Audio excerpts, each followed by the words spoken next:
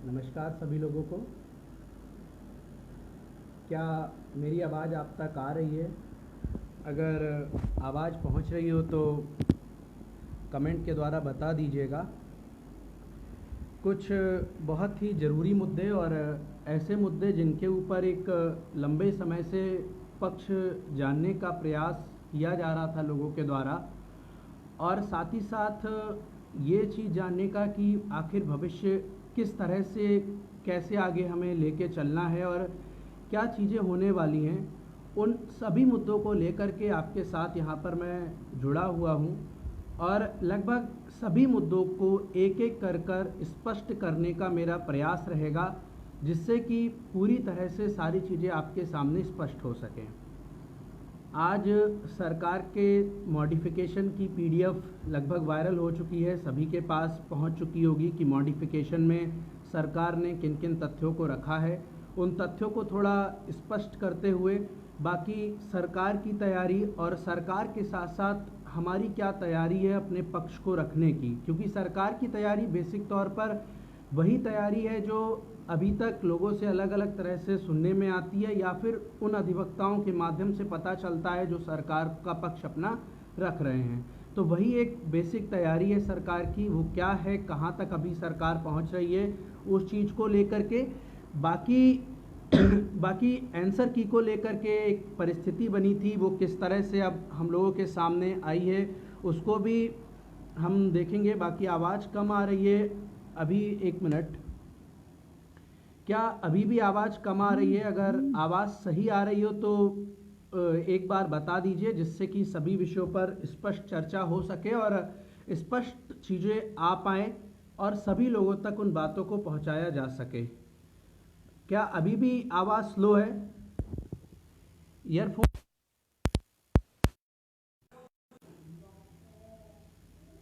इस समय भी आवाज़ कम है क्या?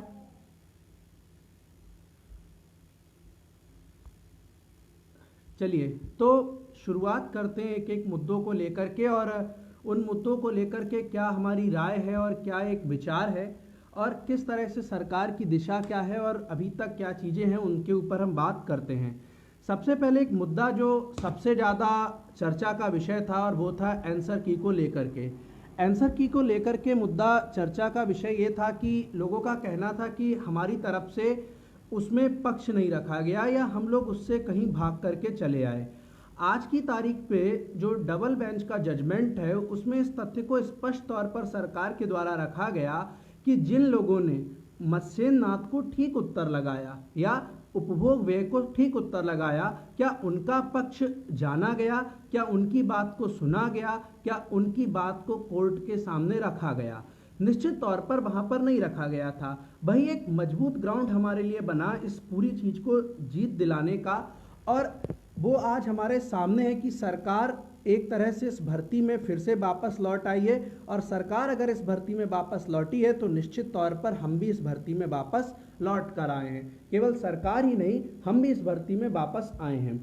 अब इसमें लोगों के अलग अलग एलिगेशन थे, उन एलिगेशंस पर नहीं जाऊंगा क्योंकि एलिगेशन पे जाने पे चीज़ें बढ़ेंगी, ट्रोलिंग और तमाम चीज़ों का नाम दिया जाएगा, लेकिन वास्तव में ट्रोलिंग कुछ और नहीं होती है।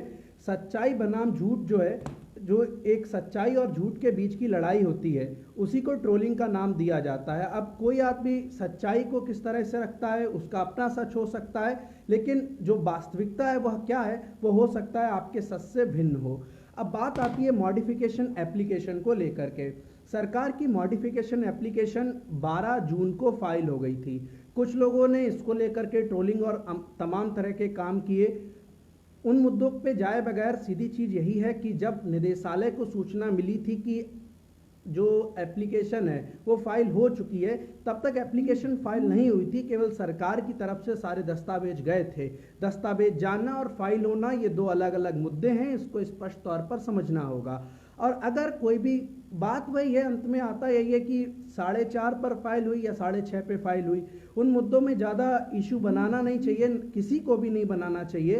तो इसीलिए मैं ये मानता हूँ कि ठीक है, आज की तारीख में मॉडिफिकेशन एप्लीकेशन फाइल हुई और सामने आ चुकी है, रही बात डिफेक्ट की, डिफेक्ट को लेकर के अलग अलग तरह की राजनीति, अलग अलग तरह की चीज़ें हैं, लोगों की अपनी मंशाएं हैं। अगर डिफेक्ट नहीं रहा होगा, अगर डिफेक्ट नहीं रहा होगा तो जब ये मैटर लिस्ट होगा, लिस्ट में आएगी मॉडिफिकेशन एप्लीकेशन, तो उसमें डिफेक्ट के सेक्शन को खाली रखा जाएगा। यदि डिफेक्ट रहा होगा तो वैसी परिस्थिति में उस डिफेक्ट को वहां पर लिखा जाएगा। दोनों परिस्थितियां एकदम स्पष्ट और सामने होंगी। इसलिए इस चीज में हो हल्ला मचाना कि डिफेक्ट था या नहीं था, क्या था क्या नहीं, मैं मानता हूं बचकानी हरकत है। अगर डिफेक्ट था तो सरकार ने दूर कर लिया, अगर नहीं था तो कोई बात नहीं, वो उसमें मैटर इतना करता नहीं है। अगर आप चाहें तो लड़ते भिड़ते रहें इसी मुद्दे पे कि डिफेक्ट था या नहीं था। अब बात कर लेते हैं कि आखिर मॉडिफिकेशन एप्लीकेशन में क्या चीज है। सबसे पहले आनंद कुमार यादव का केस, जो पूरी की पूरी भर्ती को लाने वाला केस है। इन दो भर्ती 68,500 और 69,000 का जनक है। ये आनंद कुमार यादव केस ही है जिसके वजह से आज 69,000 शिक्षक भर्ती और 68,500 भर्ती हुई थी। उसमें जो आरटी एक्ट है, राइट टू एजुकेशन, जो 2009, उसकी धारा 23 की उपधारा 1 एनसीटीई को पूरी स्वतंत्रता देती है कि वो जैसा चाहे उस तरह से किसी को भी एलिजिबल बना सकती है शिक्षक बनने के तौर पर प्राइमरी में। धारा 23 की उपधारा 1 ही है वह जिसके द्वारा बीएड अभ्यर्थियों को एनसीटी ने 28 जून 2018 को इस भर्ती और पूरे प्राथमिक के लिए एलिजिबल किया है, ब्रिज कोर्स और तमाम चीजों को लेकर के।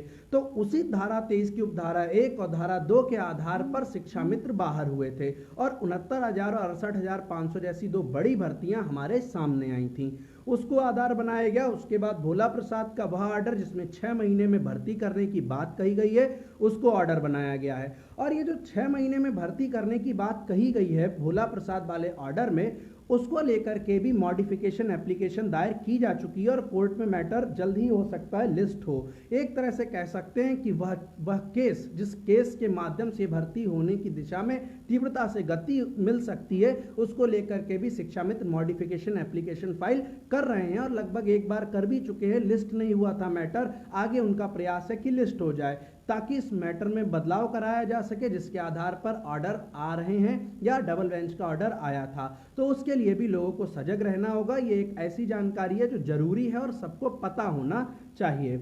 इसमें स्पष्ट तौर पर 37,339 पदों को होल्ड रखने का सरकार ने विरोध किया है, जो कि लाजमी है, क्योंकि अगर बात 40-45 की जाए तो शिक्षा मित्र 32,629 ही शेष बच रहे हैं। चूंकि टोटल 40-45 पे पास होने वाले शिक्षा मित्रों की संख्या 40,647 है और अगर 40,647 शिक्षा मित्र किसी भी स्तर पर कभी भी 40-45 के पक्ष में ऑर्डर सिंगल बेंच का लागू हो जाता तो हम सब जानते हैं कि जितने भी रणधीर बनते हैं कि वह इस भर्ती के पुरोधा हैं, इस भर्ती को निकाल के लेके जाएंगे, वो दूर दूर तक नजर नहीं आते। मैं भी नहीं नजर आता, मैं उनकी भी बात कर रहा हूं कि वो भी नजर नहीं आते।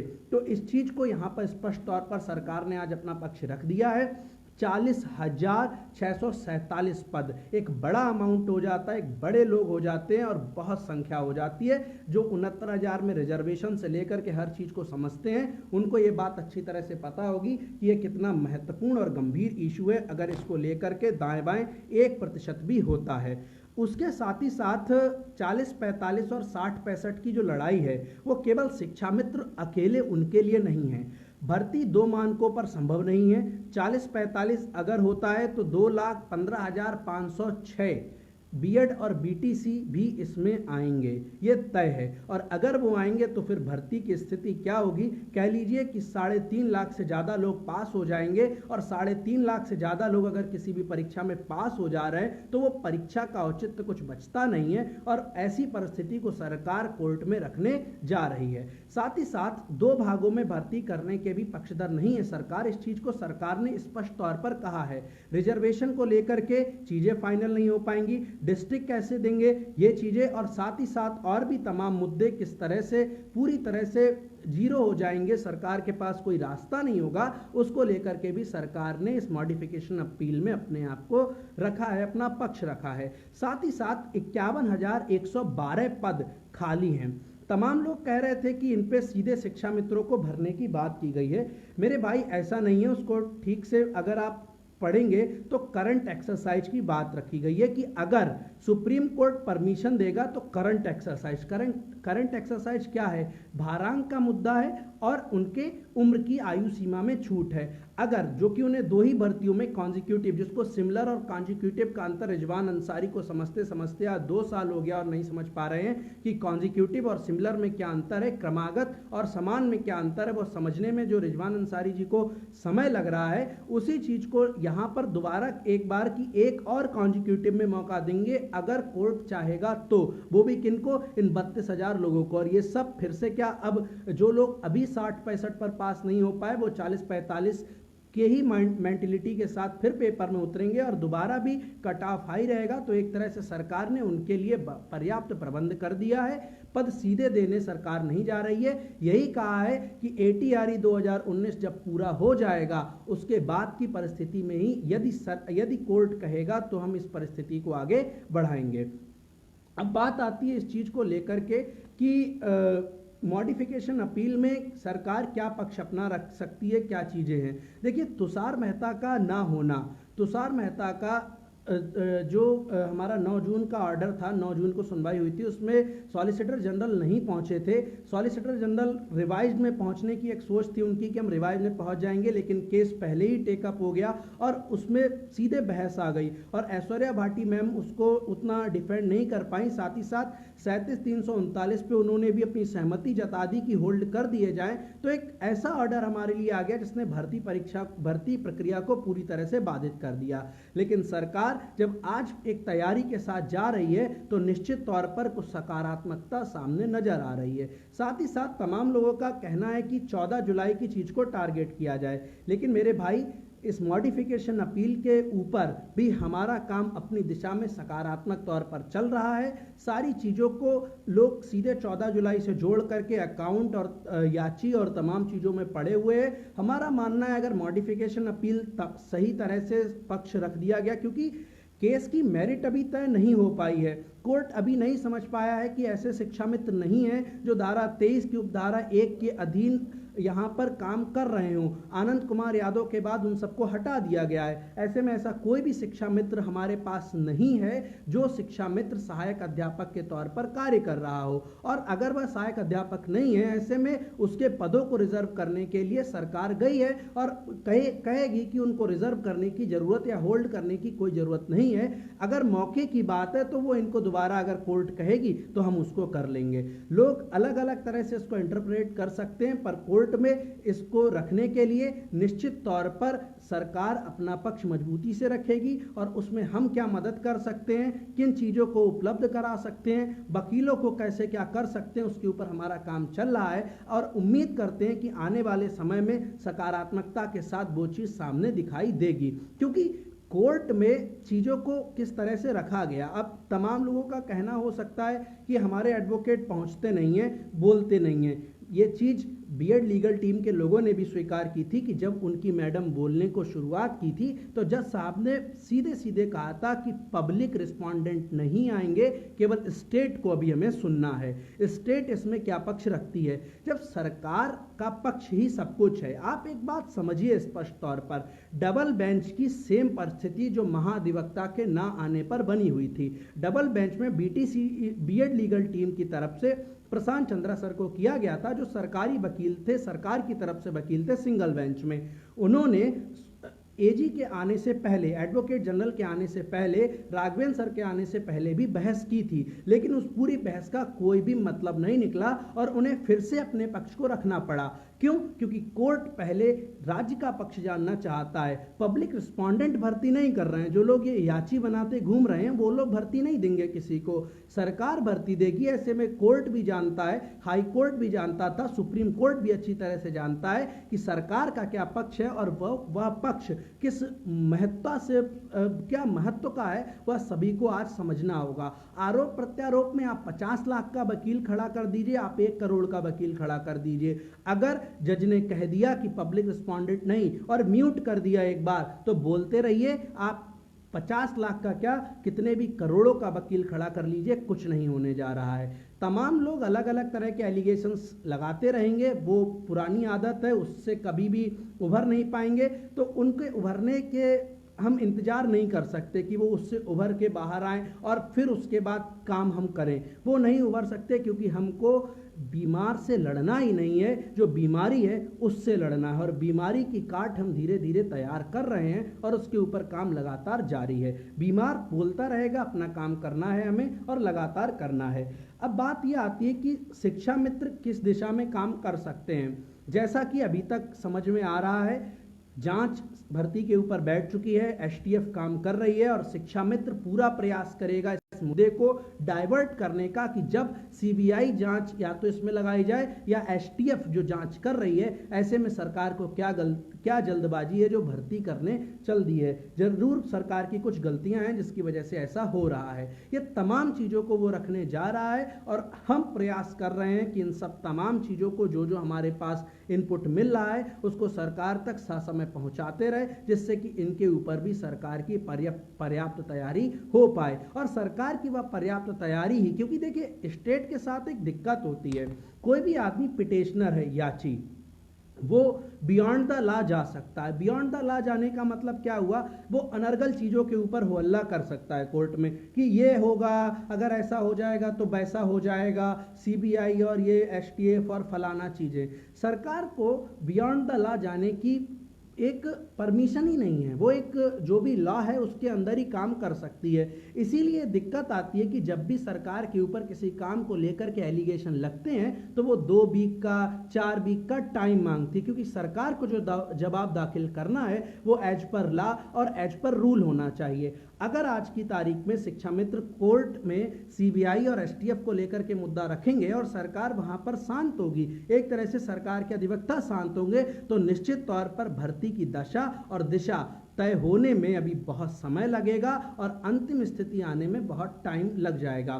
तो ऐसे में हमारा प्रयास है और टीमों से भी निवेदन है, उनके जहाँ जहाँ तक पहुँच है वहाँ तक इस बात को पहुँचाएं कि वर्तमान की ज़रूरत है सरकार इन मुद्दों को लेकर के तैयार हो, कोर्ट में केवल वीक का समय लेकर के ना भागे, ताकि किसी भी तरह की समस्याएं हम सबके सामने फिर से उपस्थित हों, फिर से हमें दिक्कत पैदा हो पाए। इस चीज़ को हमें अच्छी तरह से समझना होगा और हर उस आदमी को जिस भर्ती में लगा हुआ है, चयनित है और चाहता है कि नौकरी उसको मिल जाए, क्योंकि आरोप और प्रत्यारोप लगा लेने से भर्ती यदि हो जाती तो मुझे लगता है कि डबल बेंच में बहुत पहले भर्ती हो चुकी होती। डबल बेंच से पहले भी केवल हम आप बैठ लेते, एक दूसरे के ऊपर आरोप लगा देते और कहते कि अब भर्ती की दिशा और दशा तय होना शुरू हो चुकी है।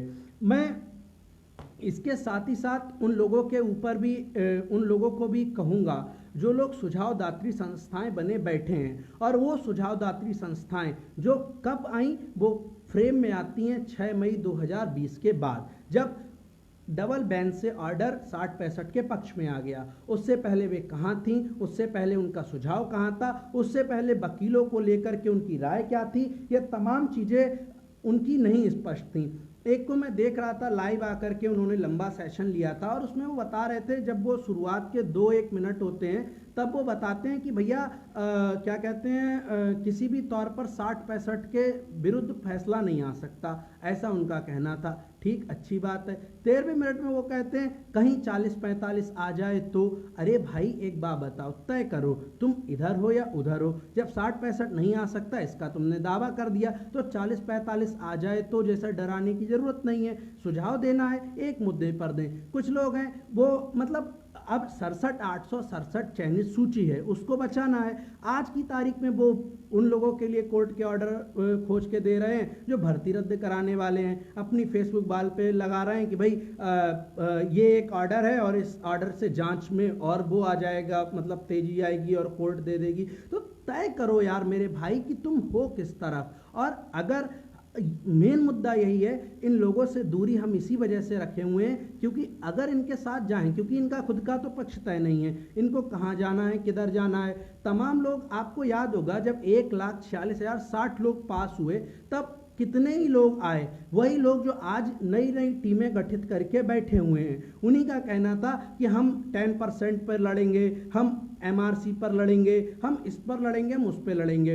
आपको याद होगा उस दिन भी हमारा पक्ष यही था कि हम केवल और केवल 90-97 पे लड़ेंगे, बाकी चीज़ों को हमें नहीं छूना है, बाकी चीज़ें जो जो छूना चाहे वो छू ले। आज वो 67-867 के अंदर चयनित हैं तो उनका पक्ष बदल गया। तय करिए आपको लाइन के किस तरफ खड़ा होना है। आप ऐसे कल को सरकार ने कुछ गड़बड़ कर दिया या कुछ गड़बड़ हो गया, आप फिर लाइन बदल लेंगे। आपकी लाइन ही नहीं तय हो पा रही है, आपकी लाइन इतनी कमज़ोर है कि आप पूरी तरह से हट जाते हैं। जरा सी देर में आपका फैसला, आप कभी ओवरलैपिंग के ऊपर केस करते हैं और कभी आप 60-65 की बात करते। मैं ये नहीं कह रहा हूं कि दोनों चीज़ों में नहीं किया जा सकता, किया जा सकता है। बात यह है कि यदि केवल स्वार्थ सब कुछ है, यदि स्वार्थ ही सब कुछ है, तो फिर आप स्पष्ट तौर पर लिखिए कि मैं किसी पक्ष का नहीं हूं, मैं अपने ही पक्ष का हूं और मैं जहां पर मेरा स्वार्थ सिद्ध होगा मैं वहां खड़ा होऊंगा। और उसके बाद आप फिर कुछ भी करिए, चाहे जहां जो करना हो।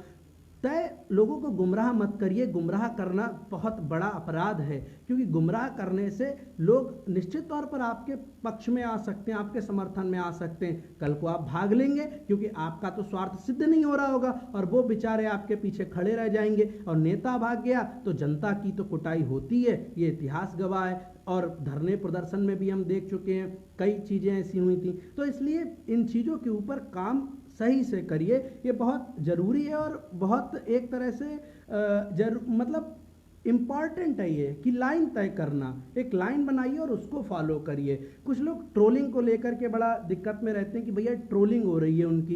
देखिए ट्रोलिंग कुछ नहीं है, सच्चाई बनाम झूठ ही ट्रोलिंग है। ट्रोलिंग अगर सच्चाई बनाम झूठ पे हो रही है तो मैं उसे सकारात्मक कहूँगा। झूठ पहुँचाना सबसे बड़ा जहर देना है समाज को। और कोई भी यदि झूठ पहुँचाया जा रहा है किसी भी तरह से, तो उसके खिलाफ सच को खड़ा होना चाहिए और हर बार खड़ा होना चाहिए। फिर उसे आप ट्रोलिंग का नाम दें या जो चाहें वह नाम दे दें, कोई दिक्कत की बात नहीं है पूरी तरह से। कुछ लोग जमीनी संघर्ष को लेकर के बड़ा प्रश्न चिन्ह उठाते और मुझसे पर्सनल कह रहे थे कि तुम यार घर पर बैठ करके ये कर रहे हो, जमीनी संघर्ष करो। देखो मेरे भाई, सॉलिसिटर जनरल अभी पक्ष रखेंगे सरकार का। सरकार किस दिशा में जाती है किसी को नहीं पता है, क्या होता है कोर्ट से किसी को नहीं पता है। फिर से SCRT पर धरने की आवश्यकता पड़ सकती है इस भर्ती में आने वाले निकट 6 महीनों के अंदर। ये बात स्पष्ट तौर पर बता रहा हूँ। और धरने की जब बात आएगी तो इतिहास, भूगोल जो भी उठा पाओ उठा के देख लेना। जमीनी संघर्ष की जो ज्ञान है वो हमको तो देना आप कम से कम भूल जाएंगे, और लोगों को फिर आप इसे मुफ्त ज्ञान को बांटिए, मुझे ज़रूरत नहीं है फिर उसके बाद। क्योंकि बात जब आती है ना कि टकराव की, तो टकराव पे लोग भाग जाते हैं। ये मेरे पास उदाहरण SCRT के धरनों के हैं। तमाम लोग उस टकराव में जब पुलिस लाठियां लेके खड़ी थी, आंसू गैस के गोले थे और सामने गाड़ी खड़ी हुई थी और भरने ले जा रहे थे, तब लोग कैसे पीछे दुबक दुबक के बैठे थे और पन्नी ऊपर डाल के, बरसात भी बंद हो गई थी तब भी पन्नी ऊपर डाले थे। उन लोगों के फोटो आज भी हमारे पास हैं। मैं नहीं चाहता उन फोटो को सामने लाया जाए, क्योंकि अगर उन फोटोज को सामने लाया जाएगा तो आपकी जमीनी संघर्ष की, आपकी लाठी के डर की, आपकी आंसू गैस के गोले की डर की कहानियां लिख जाएंगी और उन कहानियों की तरफ ना जाया जाए। मुझे यही सबसे सकारात्मक और सही लगता है।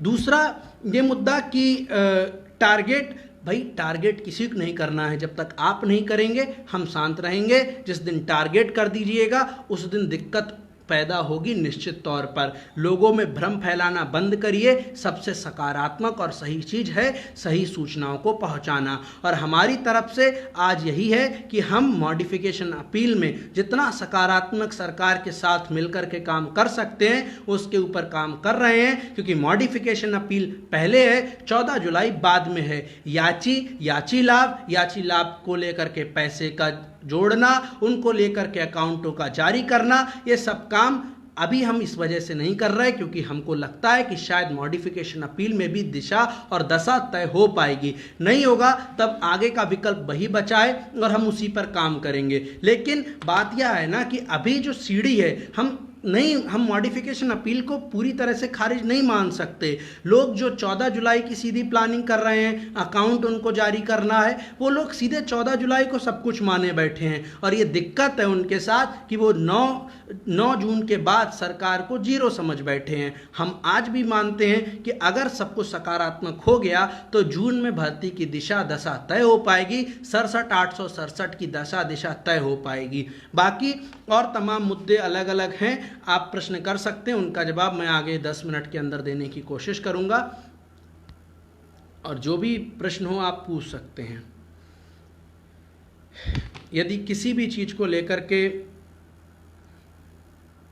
दिक्कत रह रही हो, बातें हों, क्योंकि आपके कमेंट किसी कारण से शायद ना आ पा रहे हों,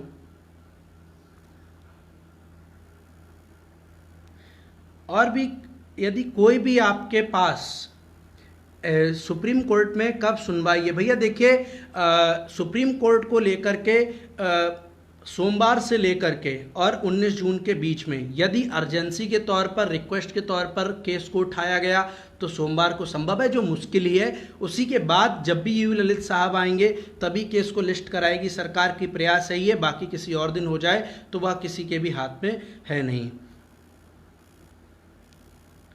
डिफेक्ट को लेकर के लोगों का है कि डिफेक्ट दूर करवा दे। भैया देखिए, डिफेक्ट को लेकर के यह है कि सरकार डिफेक्ट को दूर करवाएगी, क्योंकि अपील उसी ने फाइल की मॉडिफिकेशन की, तो उसी के हाथ में सब कुछ।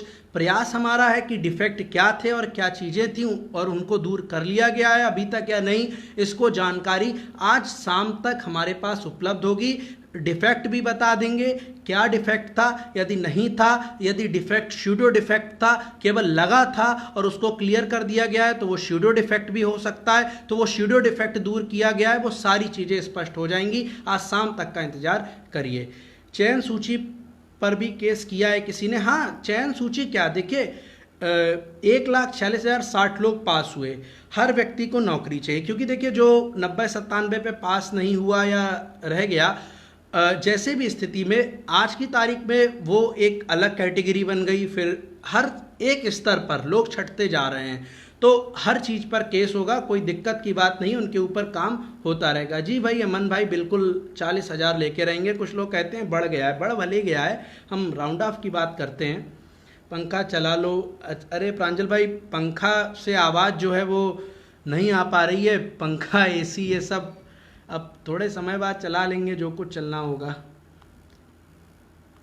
बाकी और किसी के भी मन में कोई भी चीज़ है यदि, तो उसको बता दीजिए। EWS केस का क्या मैटर है, भैया सरकार से जवाब मांगा गया है, सरकार उसको लेकर के जवाब देगी। 51,112 सीट ऐड होंगी क्या, मैडम ऐड नहीं होंगी, वो सरकार ने स्पष्ट तौर पर लिखा है ATRE 2019 के बाद उसके ऊपर काम हम करेंगे और उस भर्ती को करेंगे, तो वो भर्ती आने वाली है, अभी नहीं। 6 महीने में धरने की ज़रूरत क्यों, भैया देखिए हम सारी चीज़ों को सकारात्मक नहीं मान सकते हैं। ऐसी परिस्थिति में आगे के भविष्य के लिए मैं बता रहा हूं कि कुछ भी करना पड़ सकता है और उसके लिए हमें तैयार रहना पड़ेगा। मैं केवल इस चीज़ को कह रहा हूं।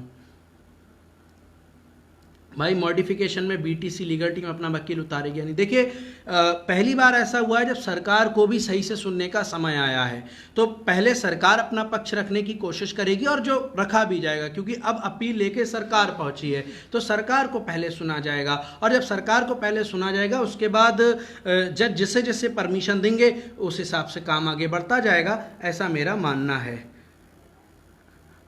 चयनित सूची पे एक केस हुआ है 16 को, जी हाँ ललित भाई बिल्कुल हुआ है, और कोशिश है कि चीज़ें सकारात्मक उसमें भी हों। आइए, और तमाम चीज़ों को लेकर के अलग अलग तरह की बातें हैं, वो काम समय रहते जैसा भी होगा वो होता रहेगा। बाकी और भी SM कितने पास हैं भैया, अभी अभी थोड़ी देर पहले बताया था, एक बार आपको फिर से बता दे रहे हैं, 8,018 तो आपको पता ही है, और अगर 40-45 हो जाता है जैसा सरकार ने कहा है, 40,647 पास हैं उस पर। एप्लीकेशन में भारांक का जिक्र नहीं है, भैया बताओ। भारांक को लेकर के जिक्र सरकार का अपना रूल है, सरकार की अपनी रूलिंग है, अपने लॉज में है तो सरकार अपनी रूलिंग को चैलेंज नहीं करेगी, ये निश्चित तौर पर समझना चाहिए हर व्यक्ति को।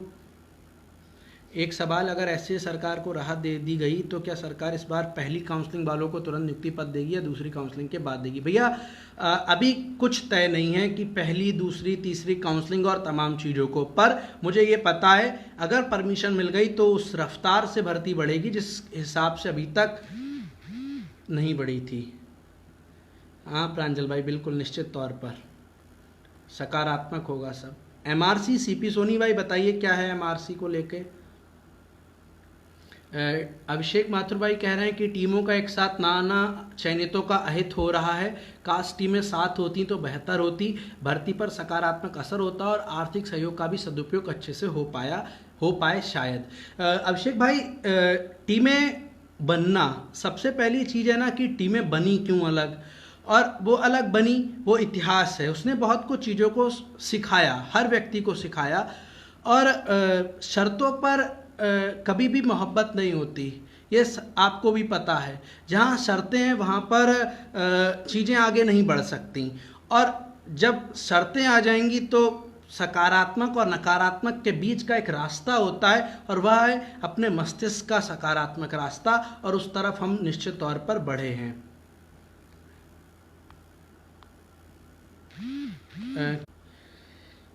क्या एससी में राहत मिलेगी तो भर्ती पूर्ण हो जाएगी जून में? भैया निश्चित तौर पर हो जाएगी। 17 बैच के भाई, गुलाम भाई देखिए, हमें बीमार से नहीं लड़ना है, बीमारी से लड़ना है। बेरोजगारी एक बहुत बड़ी बीमारी है और वह सभी के लिए समान तौर पर कष्टदायी है। किसी भी व्यक्ति को टारगेट करने से कुछ नहीं होने वाला है। बेरोजगारी जैसे जैसे समाप्त हो, 69,000 जल्दी से पूरी हो, 51,000 पदों पर भर्ती आए, सब कुछ सकारात्मक होता चला जाएगा, मुझे यही लगता है। कितने एसएम सहायक अध्यापक के पद पर हैं? भैया शून्य। आनंद कुमार यादव धारा 23 की उपधारा 1 एनसीटी के अनुसार पूरी तरह से शून्य है। डेट कब लगने वाली? भैया बहुत जल्दी लग जाएगी। यू ललित 15, 17, 19 को ही बैठेंगे। जी भैया यही प्रयास है, उन्हीं दिनों में लगे, कोशिश तो यही होगी सरकार की। जाति निवास 19 का चलेगा, भर्ती तो होए दियो भैया, सारे चलेंगे। 68,500 में जितने पास हैं, किसी और का रिप्लाई? और कोई भी प्रश्न हो पूछ लीजिए। जनरल और ओबीसी एसएम का डेटा 45% पे ना देके अलग क्यों दिया जा रहा है ओबीसी एसएम का? भैया क्योंकि कोर्ट का ऑर्डर जो था 21 तारीख वाला, उसमें रिजर्व अनरिजर्व को अलग अलग करते हुए 40 और 45 की बात की गई है। जैसा कोर्ट ने मांगा है, जो फाइल 6 जुलाई 2020 को करना था सरकार को, सरकार ने उसी का जवाब एक तरह से दाखिल किया है। अभी उसका हाफ एक तरह से जवाब दाखिल किया है। पूरा 6 जुलाई 2020 तक पूरी लिबर्टी है सरकार के पास, तब तक करेगी। तो वो जो कोर्ट है उसी के निर्देशन में है कि कोर्ट के निर्देश के अनुसार ही 40% और 45% के हिसाब से हुआ है। आंसर की और तमाम चीज़, देखिए आंसर की को लेकर के हमारा पक्ष यही है कि सरकार उस पर सकारात्मक कार्य कर रही है, और जब तक जिसने मशीनात लगाया है, उसने किस किताब से पढ़ा है, उसकी बात को नहीं सुना जाएगा, तो वो कहीं से ले आए ऑर्डर, वो कानून की दृष्टि से शून्य ही रहेगा, ये निश्चित है। सेकंड काउंसलिंग होगी क्या? भैया देखिए समय के साथ सब चीज़ें स्पष्ट होंगी,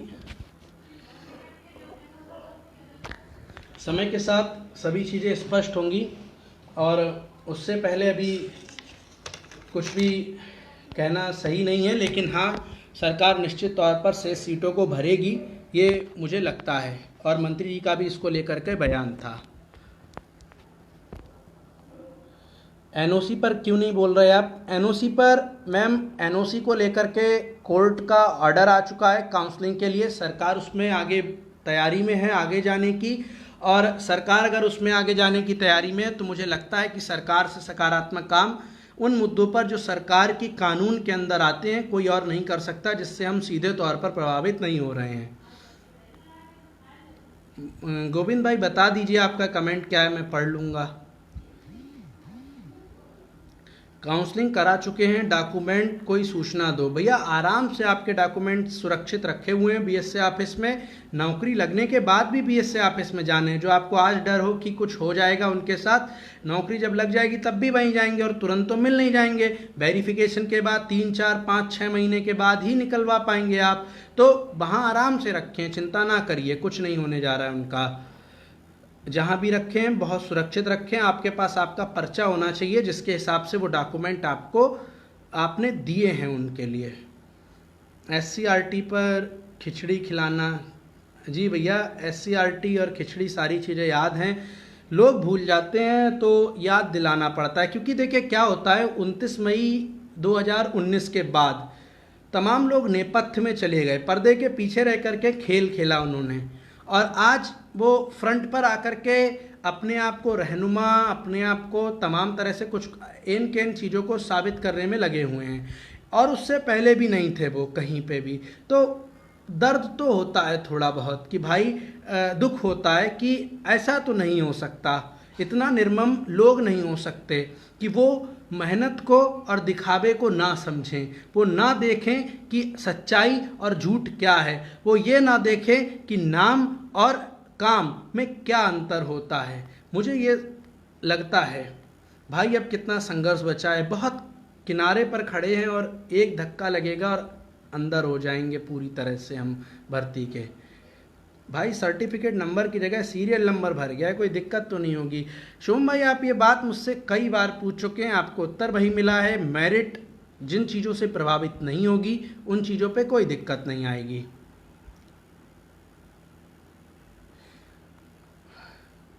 और भी कोई भी प्रश्न शेष हो पूछ लीजिए कहीं से भी। बाकी इतिहास से हमने जो सीखा है हम उसी के हिसाब से काम करेंगे। ये चीज़ निश्चित तौर पर सकारात्मकता से समझ लीजिए। और हमारे काम, हमारा उद्देश्य अभी सरकार के मॉडिफिकेशन पर सही तरह से चीज़ें आगे बढ़े यही है। आवंटन सूची को रक्षा करें। आवंटन सूची भैया प्रयास सभी का है कि आवंटन सूची बची रहे, बाकी जो होगा वो समय सिखाएगा ही सिखाएगा। बाकी कोई भी प्रश्न, मुझे लगता है लगभग वही चीज़ें रिपीट हो रही हैं, तो निश्चित तौर पर सभी चीज़ें स्पष्ट कर दी गई हैं। वीडियो को देखिए, लोगों तक पहुंचाइए क्या चीज़ें हैं वर्तमान में, कोर्ट में क्या है, डिफेक्ट को लेकर के हो रही राजनीति में। मैं यही कहूँगा मेरे भाई, मेरे दोस्त, मेरे बड़े भाई लोग, मेरे सभी लोग, डिफेक्ट अगर सरकार का होगा वो स्यूडो डिफेक्ट रहा होगा तो बता दिया गया होगा, कोई दिक्कत नहीं। डिफेक्ट रहा होगा तो वो दूर कर लिया गया होगा, उसको राजनीति और तमाम चीज़ों के घेरे से बाहर निकालिए, बहुत अच्छा रहेगा। BTC लीगल टीम कब फंडिंग की डिमांड करी? भैया जब हमें 14 जुलाई के लिए तैयारी करनी होगी उस दिन हम काम करेंगे इस पर। जी गोपाला वेणु अय्यर भैया 60-65 निश्चित तौर पर आएगा, उम्मीद है यही। बाकी और मुझे लगता है लगभग सभी विषयों पर चर्चा हो चुकी है। मिलते हैं जल्द ही कुछ अच्छी अपडेट के साथ और अच्छी सूचना के साथ।